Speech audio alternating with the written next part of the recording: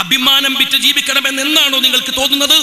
അന്ന് ലീഗിന്റെ പച്ചക്കൊടി ആഫീസിൽ ഏൽപ്പിച്ച് നിങ്ങൾ പോയിക്കൊള്ളണം. ലീഗിന്റെ കൊടി, ലീഗിന്റെ മെമ്പർഷിപ്പ് വീട്ടിൽ തിരിച്ചു വെച്ച് നിങ്ങൾ പോയിക്കൊള്ളണം. ഇതിനകത്ത് അഭിമാനം വിറ്റ് ജീവിക്കുന്നവരുള്ള ഇടമല്ല, ഇത് അഭിമാനമുള്ളവരുടെ തറവാടാണ് ഈ ലീഗ് എന്ന് പറയുന്ന രാഷ്ട്രീയ പാർട്ടി. നട്ടപ്പാതിർക്ക് പുറത്തിറങ്ങുന്ന പണി ഞങ്ങളതല്ലടോ. ഞങ്ങൾ പട്ടാപ്പകൽ പുറത്തിറങ്ങുന്ന ആൺകുട്ടികളാണ്, ധീരന്മാരാണ്. ഇരുട്ടിന്റെ മറവിൽ പുറത്തിറങ്ങുന്നവർ ഭീരുക്കളാണ്, ധീരന്മാരല്ല.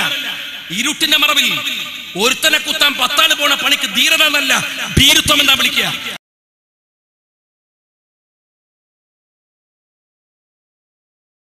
കേരളത്തിലെ മുസ്ലിം സമുദായത്തിന്റെ വിവിധ ഏജൻസികൾ നടത്തുന്ന ഒരുപാട് സ്ഥാപനങ്ങളുണ്ടല്ലോ.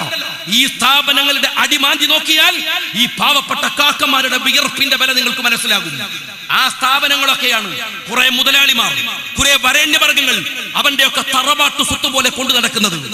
ആ തറവാട്ടു സ്വത്തുകൾ ഈ സമുദായത്തിന്റെ തറവാട്ടു സ്വത്താക്കി മാറ്റാനുള്ള സമരമാണ് മുസ്ലിം യൂത്ത് ലീഗുകാരൻ വരാനിരിക്കുന്ന ഭാവിയിൽ നടത്തേണ്ടത്.